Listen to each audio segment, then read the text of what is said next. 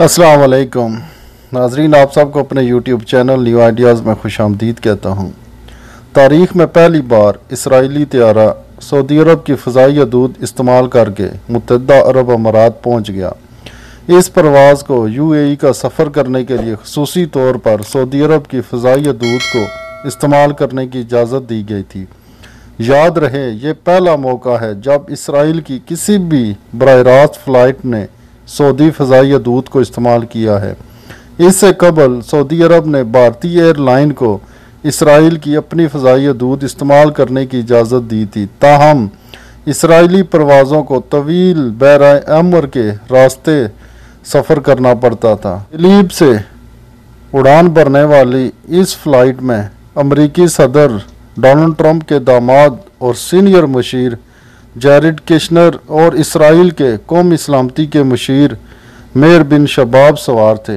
याद रहे कि अगर सऊदी अरब की जानिब से इसराइली तैयारे को फ़ज़ाई हदूद इस्तेमाल करने की इजाज़त ना दी जाती तो यह सफ़र 7 घंटे से तवील हो सकता था। मुत्तहदा अरब अमारात तीसरा मुल्क है जिसने इसराइल को तस्लीम किया है। इससे पहले मिस्र और उर्दन उसे तस्लीम कर चुके हैं। दोनों मुल्कों ने 1978 और 1994 में इसराइल के साथ अमन मुआहदे किए थे। इसराइल की UAE पहुंचने वाली पहली परवाज़ पर दर्जा झैल अल्फाज कैरिड गेट का क्या मतलब है। मज़ीद डिस्कस करने से पहले आप चैनल को सब्सक्राइब कर लें और बेल में ऑल के ऑप्शन को भी सिलेक्ट कर लें। UAE और इसराइल के माबैन मुफाहमत का मुआहदा तय पाने के बाद गुज़िश्ता रोज़ इसराइल से आने वाली पहली परवाज़ अबू ज़ैबी पहुँच गई, जिसका इस्तकबाल मुत्तहदा अरब अमारात की आला शख्सियात ने किया।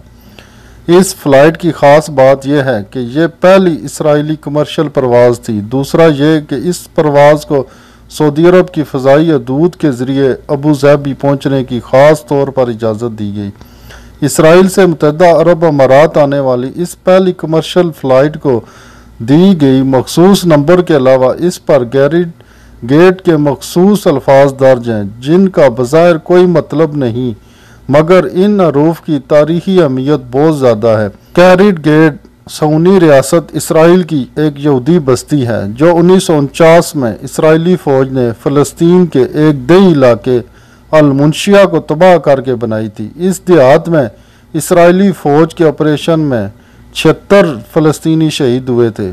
सोशल मीडिया सार्फिन के मुताबिक ये अल्फाज इसराइल को तस्लीम करने वालों के मुंह पर तमाचा है। इसराइल अपने रास्ते के कांटे चुन रहा है। मुमकिन है कि कल कला इसराइल अमेरिका के साथ मिलकर इन अरब ममालिक के साथ भी वही सलूक करे जो इसने फ़लस्तीनियों के साथ किया था। ये थी हमारी आज की छोटी सी वीडियो। उम्मीद करता हूँ आप लोगों को पसंद आई होगी। आप लोग अपनी राय कमेंट में दे सकते हैं कि इसराइल और अमेरिका करना क्या चाहते हैं। क्या वाकई वो वही सब कुछ करना चाह रहे हैं जो उन्होंने फ़लस्तीन के साथ किया था, और जो कुछ मुसलमान हुक्मरान कर रहे हैं वो आपके ख्याल में सही है या नहीं, और इसके नताइज क्या निकलेंगे। मिलते हैं नेक्स्ट वीडियो में, तब तक के लिए इजाज़त दीजिए। अल्लाह हाफिज़।